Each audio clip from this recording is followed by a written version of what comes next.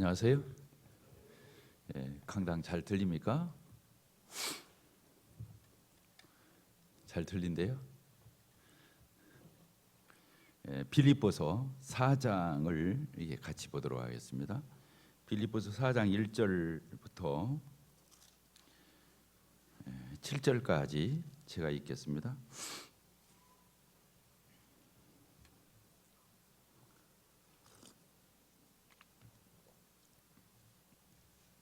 그러므로 나의 사랑하고 사모하는 형제들, 나의 기쁨이요 멸류가 아닌 사랑하는 자들아, 이와 같이 주 안에 서라. 내가 유오디아를 권하고 순두개를 권하노니 주 안에서 같은 마음을 품으라. 또 참으로 나와 멍에를 같이 한 네게 구하노니 복음에 나와 함께 힘쓰던 저 여인들을 돕고 또한 글레멘드와 그 위에 나의 동역자들을 도우라. 그 이름들이 생명책에 있느니라. 주 안에서 항상 기뻐하라. 내가 다시 말하노니 기뻐하라. 너희 관용을 모든 사람들에게 알게 하라. 주께서 가까우시니라. 아무것도 염려하지 말고 다만 모든 일에 기도와 간구로 너희 구할 것을 감사함으로 하나님께 아뢰라. 그리하면 모든 지각에 뛰어난 하나님의 평강이 그리스도 예수 안에서 너희 마음과 생각을 지키시리라. 계속 빌립보서를 이렇게 보고 있습니다. 이 빌립보 교회와 이 바울 사도와의 이런 관계는 각별한 관계였다. 이것을 이제 우선 알고 저희들이 이 빌립보서를 읽으면 좋겠습니다. 이 빌립보 교회는 어떤 면에서 각별했냐면 바울 사도가 이 소아시아 지역에서 주로 전도를 했어요.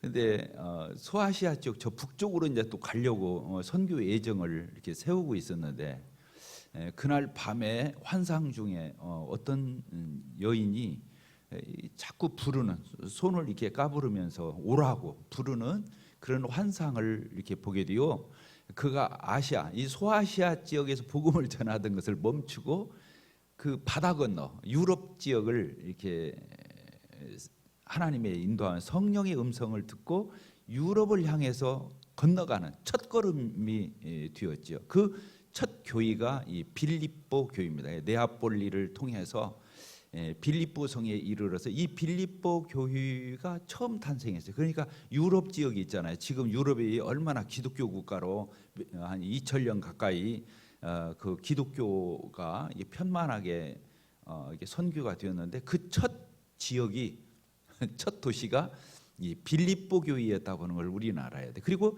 이 빌립보 교회가 참 각별했던 것은 뭐냐면 어디에서 복음이 전해졌냐면 참 특이한 것이 이 빌립보 성에 도착한 이 바울 사도가 기도처를 얻기 위해서 이 해변가 이 강가를 이렇게 걷고 있었어요. 그때 그 어떤 여인들의 무리를 만났어요. 여자들을 이렇게 만나는, 특별히 그 중에 자주 옷감 장사를 이렇게 만나요. 루디아라고 하는 여자를 만났는데 거기서부터 복음이 전파되기 시작했어요. 그러니까 이 빌립보 교회의 첫 열매가 여자였었어요.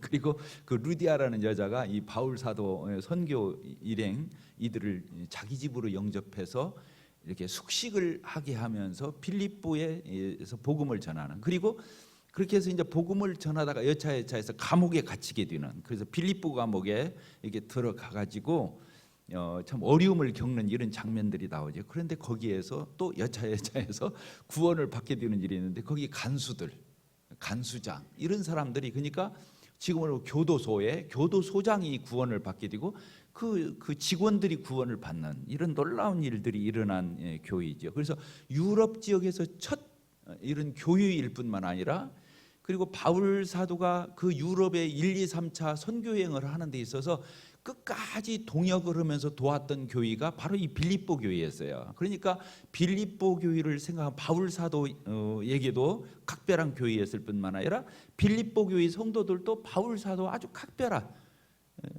그래서 처음부터 끝까지 선교 자금을 대면서 도왔던, 그래서 이 빌립보서도 사실은 그 여기에 나오는 거 지난번 봤죠? 에바브라디도라고 하는 사람이 나왔잖아. 이 에바브라디도가 왜 이 바울 사도를 찾아가게 되냐면 빌립보 교회 일꾼이었었어요. 에바브라디도가. 근데 그 먼 거리를 1000km 정도 된다고 하네요. 그 로마 감옥까지 가려면 빌립보 성에서. 그런데 그 1000km를 배로 또 육로로 여러 가지를 해서 거기까지 이제 로마의 감옥에 갇혀 있는, 이게 옥중서신이니까 그 로마 감옥에 있는 바울 사도에게 선교 자금도 지원하고, 또 그 바울 사도 감옥에 있으니까 그 바울 사도를 옆에서 수중 들기 위해서 이 일꾼을, 빌립보 교회 성도들이 물질과 일꾼을 보내 가지고 바울 사도를 동역해 주기 위해서 간 거죠. 그래서 에바브라디도. 근데 거기까지 갔는데 이가 이제 심신이 피곤해져 버리고 너무 경무에 시달리다 보니까 이 에바브라디도가 죽게 되는, 거의 죽을 지경에 그 벼랑 끝까지 가게 되는 이런 병을 얻게 되죠. 중병을 얻게 되었어요. 그래서 바울 사도가 너무너무 걱정이 돼가지고 그 에바브라디도를 위해서 기도하고, 또 빌립보 교회까지 그 소식이 전달이 됐어요. 그래서 이 빌립보 교회 성도들은 자기들이 보낸 일꾼이 그렇게 죽게 되었다고 하는 이런 걱정스러운 소문을 듣고 막 이 기도에 집중해서 하나님이 마지막에 이 에바브라디도를 살려주는 이런 놀라운 이런 배경을 알고 우리가 이제 이 빌립보서를 읽는 거예요. 그래서 4장 1절에 이렇게 보게 되면 그렇게 해서 그러므로 나의 사랑하고 사모하는 형제들, 이렇게 해서 형제 자매들을 부르는데, 빌립보 교회 성도들을 내가 사랑한다, 그리고 너희들을 내가 사모한다. 사랑하는 것과 사모하는 것이 조금 다르잖아요.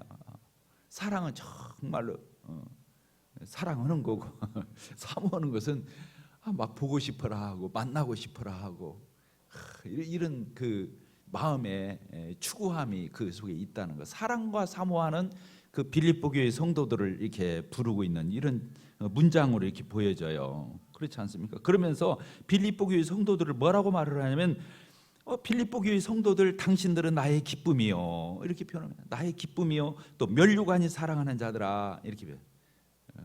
빌립보 교회 성도들을 생각하면 뭐라고 표현했다고 해요? 나의 기쁨이다.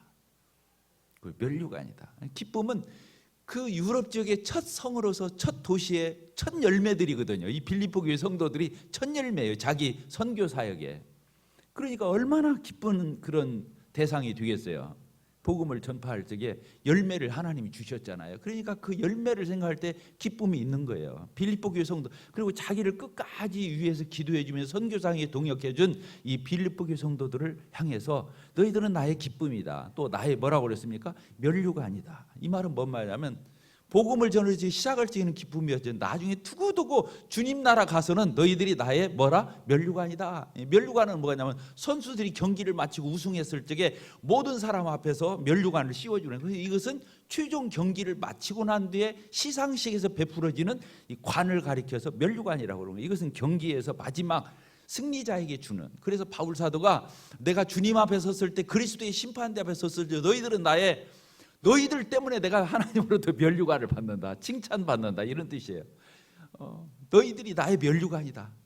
그러니까 너희들 때문에 내가 면류관을 쓰기도 하고 나에게는 너희들이 최종적인 면류관과 같은 자들이다, 이런 표현을 쓰고 있는 거죠. 그러면서 이 빌립보 교회 성도들에게 이렇게 표현합니다. 이와 같이 주 안에 서라. 따라서 합시다. 이와 같이 주 안에 서라. 이 빌립보 교회 성도들에게 이제 이 4장이면 이 마지막 장이거든요. 이제 마무리가 들어가는 거예요. 이 서신서의 마무리를 들어가면서 이제 부탁하는 거예요. 교회 안에 여러 가지 어지러움이 있었잖아요. 그런 부분을 너희들이 잘 눈여겨보고 그런 사람들에게 노략질 당하지 말아라. 휘둘리지 말아라. 그리고 너희들이 정말로 주님을 바르게 섬겨라. 이런 교훈을 하고 난 뒤에 여기서 너희들이 주 안에서 서라, 이렇게 표현한 거예요.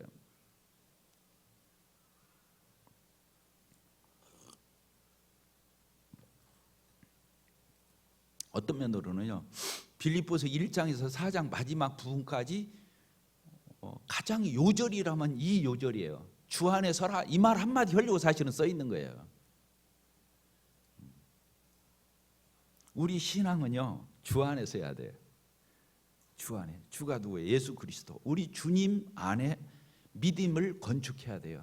베드로한테 물어요. 너는 나를 누구라 하냐? 주는 그리스도시요 사랑하신 하나님의 살아계신 하나님의 아들이시니이다 했을 적에 바요나 시몬아 네가 복이 있다. 이것은 네가 너를 이거 알게 한 것은 혈육이 아니라 하늘에 계시는 아버지가 너를 이거 알게 했고 네가 고백했다. 이런 표현을 썼거든요. 내가 이 반석 위에 내 교회를 세우니 음부의 권세가 이기지 못하리라. 이렇게 표현해요. 이 반석 위에 이 베드로의 고백, 주는 그리스도시요 살아계신 하나님의 아들이십니다 라고 하는 그 고백 위에 교회를 세운다고 그랬어요. 그러니까 교회는 신앙 고백 위에 세워지는 거예요. 신앙 고백. 누구에 대한 신앙 고백? 반석이 되신 예수 그리스도 그분 위에 교회가 세워지는 거죠. 그 교회 세울 적에 그 집을 세우는 건축자의 이런 말씀을 주님이 하시면서 모래 위에 지은 집과 반석 위에 지은 집을 표현을 했잖아요. 모래 위에 집은 비가 내리고 홍수가 나고 풍파가 칠 적에 어떻게 된가? 모래 위에 집은 그냥 허물어지는다 그러면. 그런데 반석 위에 지은 집은 그런다 할지라도 끄떡없이 굳게 서 있다. 이런 표현을 썼거든요. 이 반석 위에 지은 집. 반석이 누구라고요? 예수 그리스도.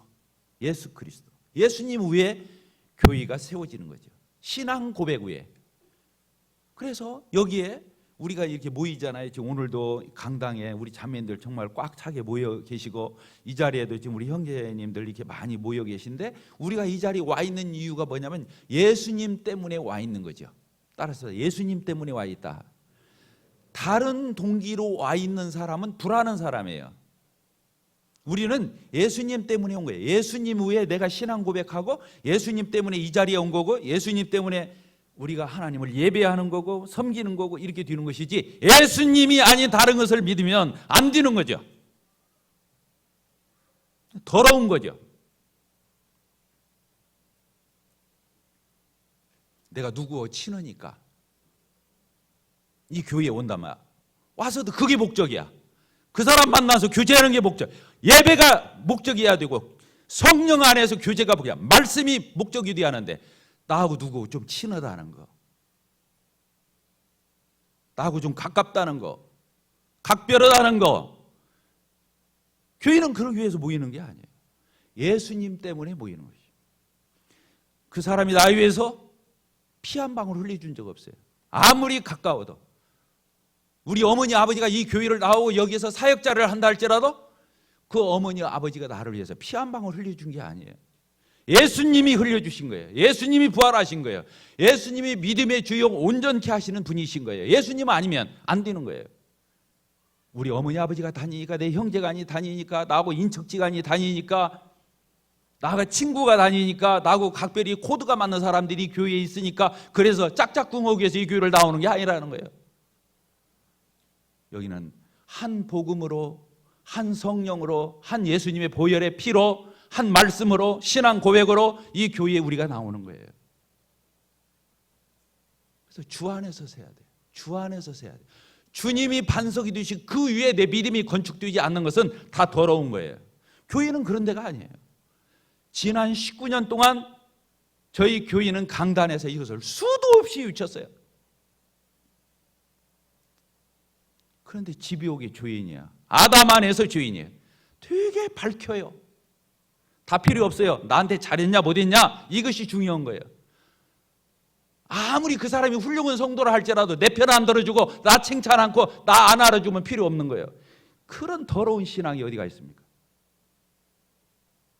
그 사람이 나하고 비루가 안 맞아도 그 사람이 나하고 좀 껄끄러워도 그 사람이 하나님 앞에서 바르게 가면 그게 맞는 거예요. 그걸 인정해 주는 것이 교회인 거예요.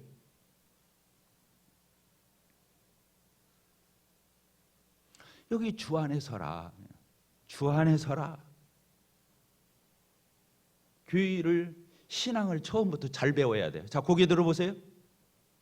머리 들어 아직도 안 들어본 지 있어요. 교회는 투명해야 돼. 투명해야 돼. 그저께도 어떤 형제한테 그런 교제를 했어요. 교회 와서 봉사하고 교회 와서 섬긴다고 해서 주님 섬기는 게 아니에요. 착각하는 거예요. 누구한테든지 드러내서 말할 수 있는 섬김이야 돼요. 기도 제목을 내놓을 수 있어야 돼요. 떳떳하게.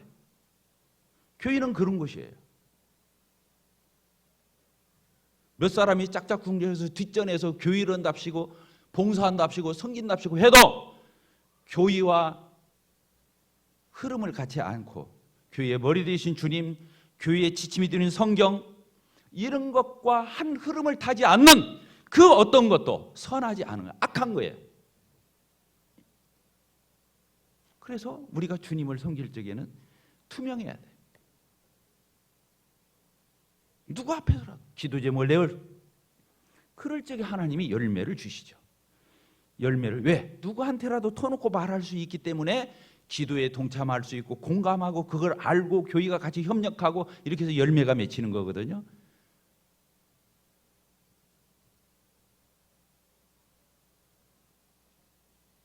예를 들읍시다. 어떤 지체가 주일학교를 잘 섬겨. 주일학교 교사야. 주일학교에 잘 섬겨. 그런데 주일학교에서 내가 영향력을 좀 갖고 싶어. 반사들 안에서도 좀 두드러지게. 그래가지고 이제 거기서부터 조금 의도를 갖는 거야. 어떤 의도성을 가져. 아, 내가 반사들 누구누구를 내가 이렇게 좀 더 친하게 지내야겠다. 그래서 의도적으로 이 반사 저 반사 이렇게 해서 더 각별하게 하면서 밥도 먹고 차도 마시고 일부러 이걸 뭐라고 정치라고 그래. 교회는 정치하는 데가 아니잖아요. 어디서 배웠는지는 모르지만 이건 정치를 하는 거야. 그 애들을 살피는데도 그 아이들을 이렇게 눈에 띄게 챙기는 것처럼 하면서 또 그런 반사들을 엮어서 그걸 이렇게 해서 내가 이만큼 잘 섬기고 있다. 내가 이만큼 의욕적으로 열심히 하고 있다. 이런 걸 보이는 거예요. 그리고 그 주일학교 반사 안에서 주일학교 안에서 세력을 형성하는 거예요. 자기가 거기서 힘을 가지려고 그러고 권력을 가지려고 그러고 본인은 착각할 것입니다. 나는 주님을 누구보다도 열심히 섬기고 있고 투자하고 있고 나는 헌신하고 있고 나는 여기 집중하고 있고. 그렇지만 그건 더러운 섬김이죠. 하나님은 껍데기로 드러난 걸 보시는 분이 아니에요. 하나님은 중심을 보시고 동기를 보시고 그 동기의 순수성을 보시고 하나님은 심령을 관찰하시는 분이에요. 사람은 사람의 껍데기를 보거니와 나 여호와는 사람의 중심을 보시느니라 이렇게 말하고 있어요. 교사들끼리도 조작하지 마십시오. 학생들 가지고 장난치지 마십시오. 제가 주일학교를 예를 들어서 말했지 마찬가지예요. 학생부도 마찬가지고 청년부도 마찬가지고 기혼들도 마찬가지예요. 그런 조작이 끼어서는 안 돼요. 그건 순전치 보통이에요. 자기가 다른 사람보다 더 사랑이 많은 척, 아량이 더 많은 척, 사랑이 많은 척 다 척하는 거예요. 천만의 말씀. 심은 대로 거두는 거예요. 여기 4장 1절에 써 있는 이 말씀, 이와 같이 주 안에 서라. 예수님 안에 서는 거예요. 신앙은 예수님 안에 서는 거예요. 저도 마찬가지.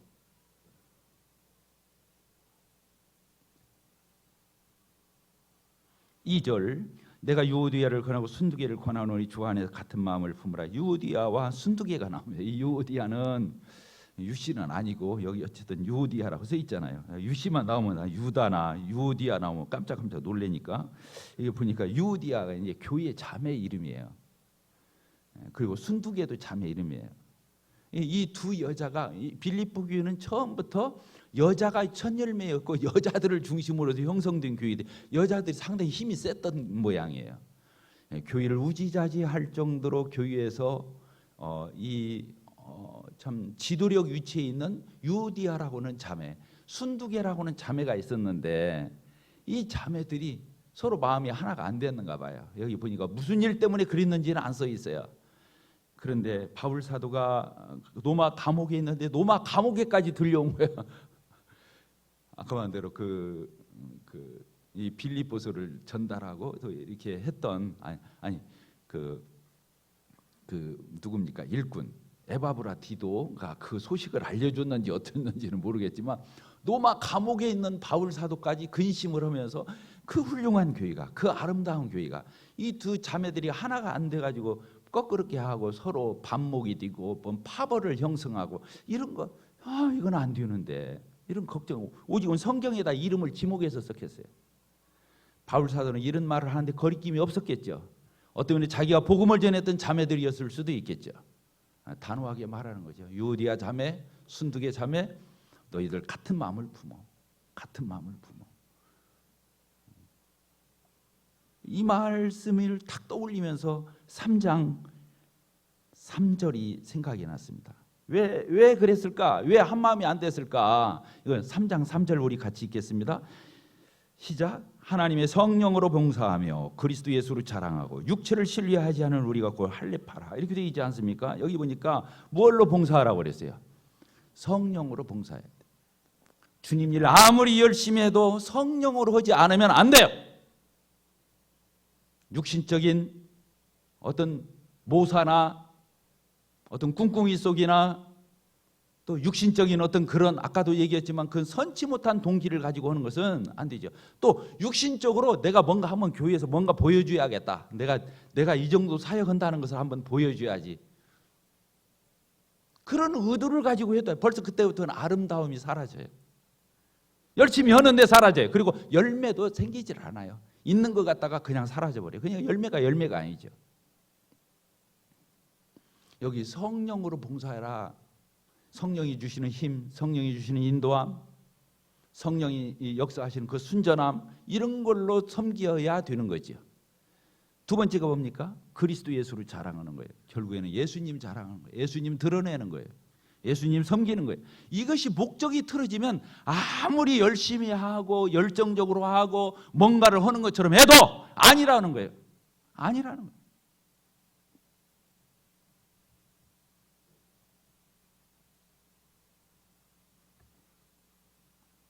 우리 이런 면에서 저를 포함해서 다 하나님 앞에 경계를 얻기를 바라고 그렇습니다. 주 안에서, 여기서도 주 안에서라는 말이 또 나오잖아요.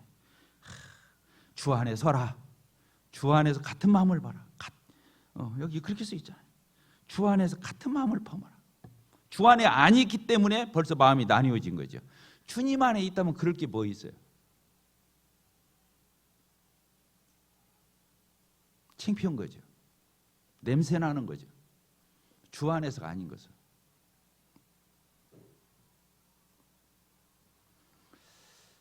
3절 또 참으로 나와 멍에를 같이 한 네게 구하노니, 여기 나와 멍에를 같이 한 네게 구하노니, 이 빌립보 교회에 누구를 얘기할까? 멍에를 같이 한 뭐 특별히 어떤 사람일까라는 것은 학자들이 다 일치를 하는데, 이 멍에를 같이 한 네게 구하노니, 이 멍에를 같이 한 굉장한 동역자를 얘기하는 거잖아요. 그렇다면은 에바브로 디도를 얘기할 거다. 이게 통설이에요. 뭐 말이에요? 에바브로가 그 디도가 빌립보 교회를 대표해서 이렇게 노마 감옥까지 왔다가 다시 돌아갔잖아요. 그러니까 이 에바브로 디도에게 부탁하는, 그래서 뭐라고 표현했습니까? 뭘 부탁했습니까? 복음에 나와 함께 힘쓰던 저 여인들을 돕고, 이 말은 유오디와 순두계를 얘기하는 것 같기도 해요. 학자들도 여기서 좀 헷갈려해요. 빌립보 교회 안에 또 다른 신령한 자매들을 도와서 사역을 잘 하도록 도와라, 이런 표현도 되고, 이 유오디와 순두계가 주님 안에서 아름다운 동역을 할 수 있도록 그러면 적극 지지하고 지원해주고 이렇게 해야 할 것을 말하기도 한다, 이런 표현들을 쓰고 있습니다. 또한 글레멘드라는 사람은 여러 사람이 있는데, 이 빌립보 교회에 있는 글레멘드를 도우라, 일꾼 중에 하나였던 것 같아요. 그 외에 나의 동역자들을 도우라. 그래서 빌립보 교회에 있는 그 아름다운 성도들, 일꾼들, 그런 동역자들을 도우라. 그들의 이름이 생명책에 있느니라. 그들이 구원받은 사람이다, 이런 표현이 아니라 그들이야말로 하나님의 생명책이 기록되어 있고 하나님이 이루는 사람이다, 이런 표현이죠. 4절 우리 같이 읽겠습니다. 시작. 주 안에서 항상 기뻐하라. 내가 다시 말하노니 기뻐하라.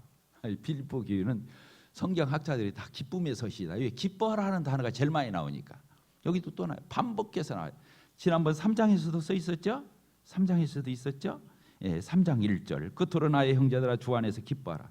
너희에게 같은 말을 쓰는 것이 내게는 수고로움이 없고. 여기서 기뻐하라.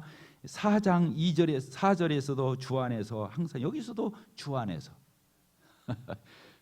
주 안에서. 다시 한번 따라서 봅시다. 주 안에서. 이 주 안에서. 이게 주님 떠나면 아무것도 아닌 거예요. 주님 떠나면 아무것도 아닌 거예요. 주 안에서 기뻐하래. 그러니까 기뻐할 수 있어요. 주 안에서 같은 마음을 품으라. 같이 들 수 있어요. 주 안에서니까 같이 들 수 있겠죠. 그 믿음이 주 안에서니까 든든히 세워질 수 있겠죠. 우리가 주 안에서 기뻐할 수 있습니다. 그리스도인의 기쁨은 세상과 환경과 이 모든 여건들을 초월한 초자연적인 기쁨이죠.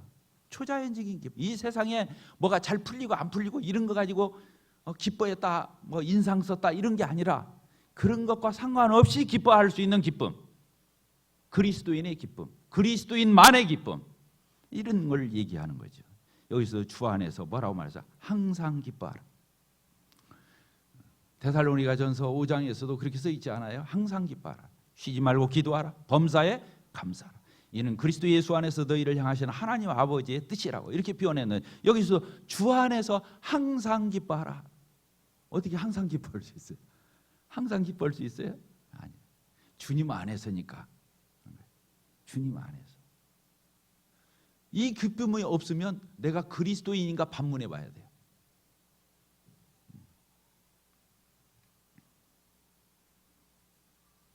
놀랍죠. 그리스도인의 특권이죠. 명령형으로 써 있죠. 주 안에서 항상 기뻐하라. 내가 다시 말하노니 기뻐하라. 이렇게 되어 있습니다. 5절 또 우리 같이 읽겠습니다. 시작. 너희 관용을 모든 사람에게 알게 하라. 주께서 가까우시니라. 너희 관용을 모든 사람, 주위에 있는 모든 사람에게 알게 하라. 주님께서 다시 오시는 것이 재림이 가깝다. 이런 표현을 썼습니다. 관용이 무슨 뜻입니까? 관용. 자, 고개 한번 들어보세요. 머리 한번 들어보세요. 관용이 어떤 뜻인가요? 너그럽다는 뜻이죠. 너그럽다. 따라서 봅니다. 너그럽다.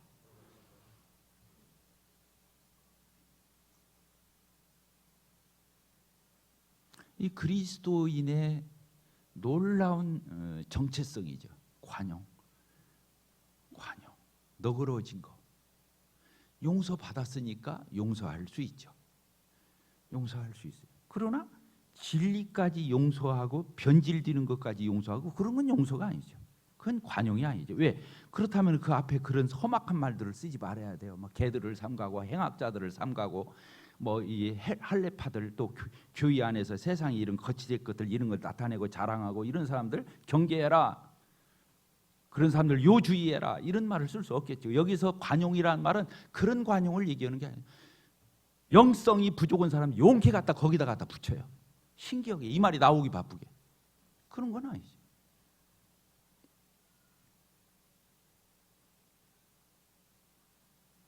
그런데 왜 교회에 영혼들이 없겠어요?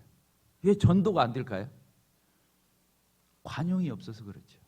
주위 사람들의 너그럽지 않은 거예요. 성도들이 더 짜다는 게 뭐예요? 계산도 철저하고 손톱만큼도 손에 안 보려고 그러고 따질 거 끝까지 다 따지고 가르마 탈름 다 타고. 성도가요 좀 실수할 수 있어요. 좀 터프할 수 있어요. 또 거칠을 수 있어요. 좀 꼼꼼하지 않을 수 있어요. 성수가 실수도 할 수 있고 죄도 때로는 지을 수 있어요. 그래도 성도임에는 틀림없어요. 그런데 성도에 대해서 퀘스천 마크가 붙일 적이 뭐냐? 그 사람이 관용이 없을 때예요. 저는 그렇게 느끼고 있어요. 지금까지 주님 성경 오면서 관용이 없는 사람, 너그럽지 않은 사람, 넉넉하지 않은 사람, 떼껍쟁이, 수전노, 이것은 주님께로부터 온 게 아니죠. 오늘 이 부분을 한번 묵상하는 계기로 삼으셨으면 좋겠어요. 우리 형제 자매님들이 관용이 뭘까? 베푸는 거예요. 베푸는 거예요.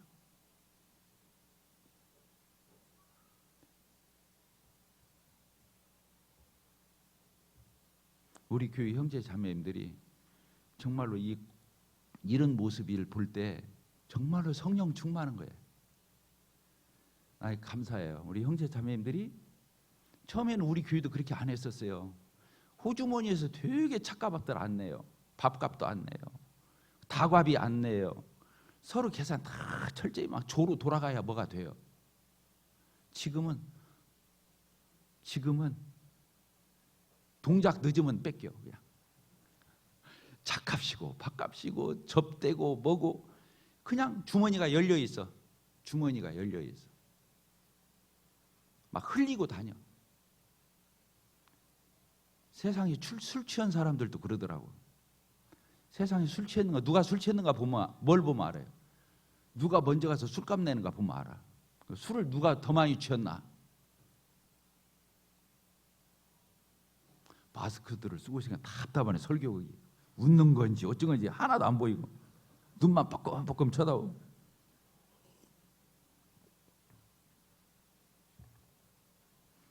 교회 안에서 뭘로 성령 충만한 걸 알 수 있겠어요?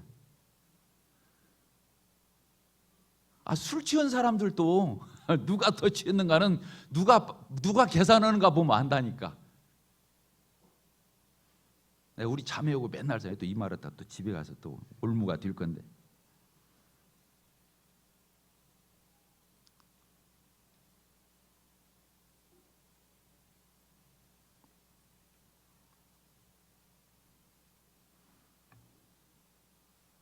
간용합시다. 이런 부분에 있어서 우리가 그런데 이게 참 놀라운 말씀이에요. 너희 관용을 주위에 있는 모든 사람들에게 알게 하라. 그게 저 사람 예수 믿는 사람 맞구나. 요새 기독교인들이 얼마나 지탄받고 얼마나 역겹게 사람들이 우리를 대합니까? 그런데 이것만 깨져버려요. 관용하는 데는 방법이 없어요. 그러면 저 사람 진짜 예수쟁이네, 진짜 크리스찬이, 이 말이 나올 거라고요. 관용하면 그렇게 될 거라고요. 무엇을 생각할지 관용할. 우리가 주님의 구속의 은혜를 입어서 한량없는 은혜를 입었어요. 관용할 수밖에 없어요. 또 한 가지가 있어요. 예수님이 오늘 저녁에라도 온다면 우리가 가지고 있는 것이 뭔 필요가 있습니까? 주님이 지금 오신다면 우리가 가지고 있는 것이 뭔 필요가 있죠? 내가 죽어도 필요가 없죠. 하늘 닦게 쌓아놓고 또 내가 별거 다 가지고 있다 할지라도 지금 내가 죽는다고 해봐. 사형 선고 받아서 내가 뭐 어떤 급박한 코로나 걸려서 죽었던가, 아니요 교통사고 나서 죽어요, 천재지변을 겪어 죽었던가, 죽으면 뭔 필요가 있어요? 다 내 거 안 되잖아요. 그래도 이거 내 자식이라도 물려주면 그게 보람이지 하고 그래도 좀 여운이 있을 수 있죠. 근데 예수님이 다시 온다는 데는 방법이 없어요. 자식한테 물려줄 수 있는 것도 아니야. 왜? 다 같이 예수 같이 만나야 하니까. 그래서 여기다가 주위 사람들에게 관용하라. 네가 살 날이 며칠 안 남았다 이렇게 쓴 게 아니라 너희가 주위 모든 사람들에게 너희의 관용을 알게 하라. 주님의 재림이 가깝다 이렇게 표현하는 거예요.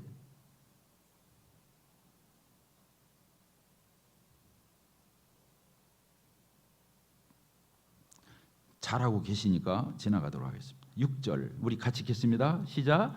아무것도 염려하지 말고 다만 모든 일에 기도와 간구로 너희 구할 것을 감사함으로 하나님께 아뢰라. 이렇게 되어 있습니다. 야, 지금 상황과 너무 잘 맞는 말씀이죠. 뭐라고 써 있습니까? 아무것도 같이 읽겠어요. 다시 시작. 아무것도 염려하지 말고 다만 모든 일에 기도와 간구로 너희 구할 것을 감사함으로 하나님께 아뢰라. 그리하면 모든 지각이 뛰어난 하나님의 평강이 그리스도 예수 안에서 이 마음과 생각을 지키시라. 이렇게 되어 있어요. 우리에게 걱정거리들이 있잖아요. 염려거리들이 있잖아요. 불안한 것들이 있잖아요. 그럼 어떻게 해야 됩니까? 그렇게 하라고 쓰이지 하지 말고 이렇게 돼요. 하고 그럼 어떻게 하라? 기도해라 이렇게 써 있어요. 기도하라. 왜 염려가 많냐면 기도가 많기 때문에 염려가 많은 거예요. 염려를 제거하는 방법은 간단해요. 기도하면 염려가 줄어요. 따라서 하십시다. 기도하면 염려가 준다. 왜 염려하냐면 기도하지 않기 때문에 그런 거예요. 기도하는 것도 형식으로 기도하는 걸 얘기하는 게 아니에요. 정말로 기도하는 거예요. 기도가 뭐예요? 하나님께 맡기는 거예요. 하나님을 의지하는 거예요. 하나님을 앙망하는 거예요. 하나님을 기대하는 거예요. 하나님께 모든 것을 또 넘기는 거예요. 그게 기도예요.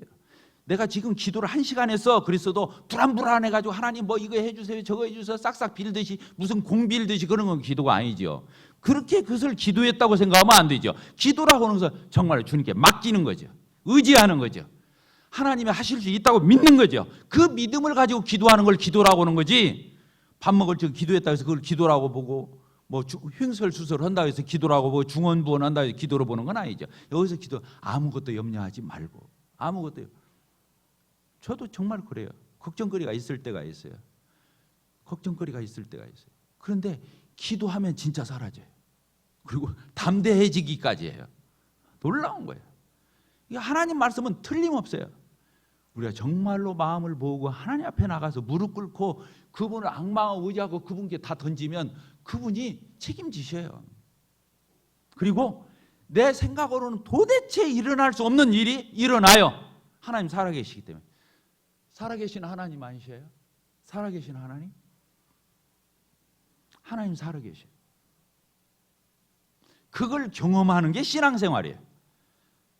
신앙생활은 예배당 왔다 갔다 하고 이렇게 예배드리고 뭐 교회 와서 봉사하고 활동하는 게 신앙생활이 아니라 살아계신 하나님을 경험하는 게 신앙생활이죠. 오늘 아침에도 어떤 모치님하고 아들을 오면서 그런 얘기를 했습니다.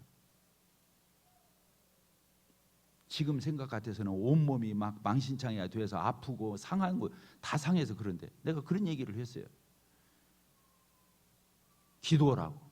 하나님을 믿고 의지하라고. 아프면 거기다 대고 자기 손 대고 기도하라고. 머리가 아프면 머리에다 대고 손 대고 기도하고 배가 아프면 배에다 손 대고 기도하고 다리가 아프면 다리에다 손 대고 기도하라고. 하나님 살아계신 거 듣는다고. 내가 나를 위해서 내가 기도하는 거예요. 그리고 진짜 하나님이 나를 회복시키시고 건강하게 해서 내가 장가 가서 좋은 자매 만나게 해서 거기서 아들 낳아가지고 딸도 괜찮아. 그 어머니 품에 안겨드리라고. 하나님은 하실 수 있다 그랬어요. 따라했습니다. 하나님은 하실 수 있다. 모치님한테도 말씀을 드려요. 모치님도 그렇게 믿으셔야 하는 거라고. 믿음은 그렇게 믿는 것을 믿음이라고 하는 거예요. 구호가 아니에요. 진짜 믿으면 하나님이 그렇게 하셔요. 근데 어느새 돼요. 지금은 내가 죽기 생전에는 이런 일이 없을 것 같은데 안 그래요. 기도하고 진짜 맡기고 하나님을 정말 의뢰하고서 그렇게 하면 하나님이 진짜로 오셔요. 그걸 신앙생활이라고 하는 거예요. 여기 보니까 아무것도 염려하지 말고 아무것도 그랬잖아요. 염려하지 말고만이 아니라 아무것도 염려하지 말고 다만 오직 모든 일에 여기도 모든 일에 그냥 뭐 어떤 건 뒤니까 기도하고 이건 절대 안 될 일이야. 그러니까 기도 안 해버리고 이런 게 아니라 모든 일에 기도와 간구로 너희 구할 것을 감사함으로 하나님께 아뢰라. 지금 코로나 사태잖아요. 이 코로나 사태잖아요. 전 세계가 벌벌 떨고 있잖아요. 아무것도 염려해서는 안 됩니다. 말씀대로 우리는 순종해야 돼요. 코로나가 아니라 천없는 코로나 할아버지라 하더라도 우리는 그렇게 해서는 안 되는 거예요. 교인은 두려워하는 데가 아니에요. 염려하는 데가 아니에요. 그러면 내가 믿음이 있으니까 아무 그렇게 해놓고 돌아다니도 주의도 않고 국가가 어떻게 하든 말든 방역을 하도 다 무시하고 나는 믿음이 있으니까 막 나가자 지금 이런 얘기를 하는 게 아니에요. 국가에서 요구하는 대로 우리가 방역을 다 해도 안 되면 안 되는 거예요. 하나님이 지켜주시면 지켜주시는 거예요. 지키시는 것은 우리의 방역도 중요하지만 하나님께 있다는 게 결론이. 이게 말씀이에요. 우리는 말씀에 순종해야 돼요.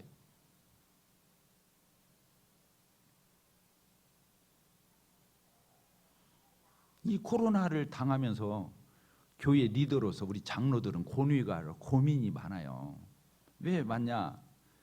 첫째로 교인은 뭡니까?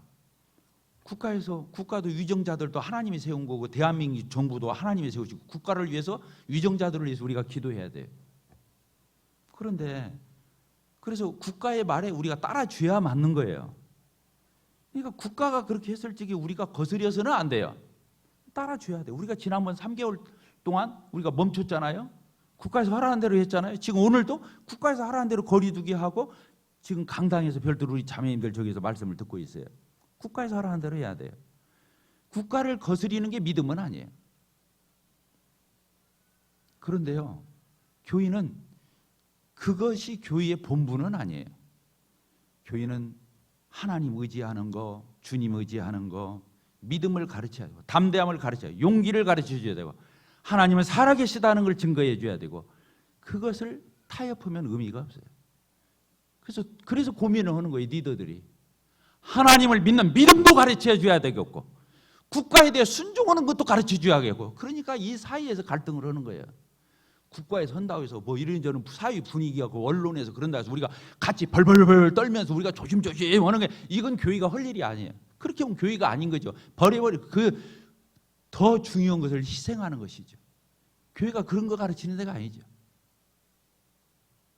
그러면서도 믿음을 우리가 하나님 앞에서 믿음을 가르치면서도 이것을 조심하는 거죠.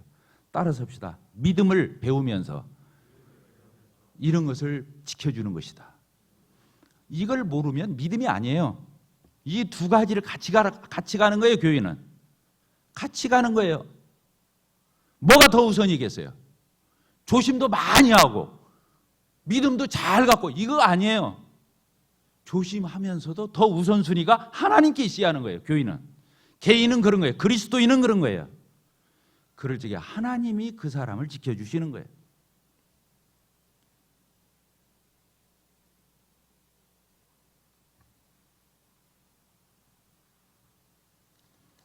여기 너희 구할 것을 감사함으로 하나님께 아뢰라. 그래서 우리가 기도할 적에 감사함으로 하는 게 중요하죠.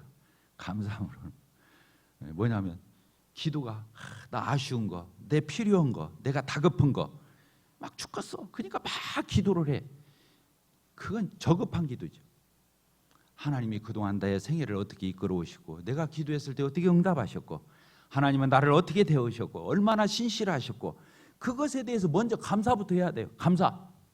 옛날에 하나님이 지금까지 나의 생활을 이끌어 오셔서 하나님은 얼마나 신실하게 기도를 들어주시고 응답하시고 살아 역사하셨는지 기도해, 감사해야죠. 감사부터 하면서 기도를 하는 거예요. 하나님 지난번에도 이렇게 해주셨는데 너무 감사해요. 고마워요. 근데 이번에 또 필요해요. 하나님 이렇게 들어주세요. 하나님 역사해 주세요. 이렇게 기도하는 거예요. 전에 건 까마득 다 잊어먹고 지나간 일이니까 화장실 갈 때고 올 때고 달라. 감사함으로 기도하는 거죠. 똑같은 걸 베풀어도요, 감사 표현하는 건 사람마다 다 달라요. 목표를 하면 뭐 더 말할 것도 없어요.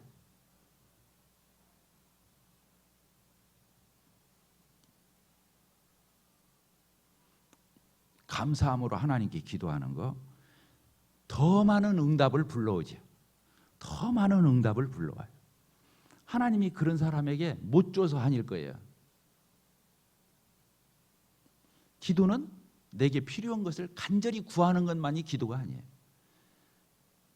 하나님께서 나와 어떻게 은혜를 베풀어 주시고 기도에 응답하시고 함께 하셨는지를 기억해서 감사하고 또 아뢰는 거예요. 그리고 또 그럴 것을 기대하고 감사하면서 아뢰는 거죠. 그러면 모든 지각에 뛰어난 하나님의 평, 모든 것을 다 하시고 능하신 그 하나님의 평강이 그리스도 예수 안에서 너희 마음과 생각을 지키시리라. 그렇습니다. 이 말씀은 사실은 설교할 필요가 없어요. 이 본문 자체가 다 은혜가 되고 너무나 힘 있는 말씀들이에요. 다 우리가 이 말씀에 순종하고 아멘해서 다 이 말씀이 내 안에 이루어지고 내 삶에 이루어지게 되기를 바랍니다. 그러죠? 그래서 다 우리가 축복됐으면 좋겠어요. 하나님의 평강, 이것만 가지고도 1시간 설교를 해야 돼. 하나님의 평강, 다음에 1시간 또 하도록 하겠습니다. 기도하고 마치겠습니다. 하나님 아버지 감사합니다. 이 세상 천지간에, 이 세상에서는 도대체 발견할 수 없는, 감당할 수 없는 주 안에서 항상 기뻐할 수 있는 이러한 저희들로 축복해 주시고 삼아 주신 하나님을 찬송합니다. 이 세상에 많은 염려와 걱정거리가 있지만 그걸 하지 말고 너희가 모든 간구와 기도로 하나님께 아뢰면, 특별히 감사함으로 아뢰면 하나님이 들으시고 모든 지각이 뛰어난 하나님의 평강이 우리의 심령을 지켜주시겠다고 하신 말씀을 믿습니다. 하나님은 진실로 살아계시고 신실하시고 놀라우신 위대하신 하나님이심을 믿습니다. 이 말씀을 믿고 그렇게 따르는 주의 자녀들에게 이러한 모든 말씀을 성취하셔서 주의 영광을 드러내 주시옵소서. 예수 그리스도의 이름으로 기도하옵나이다. 아멘.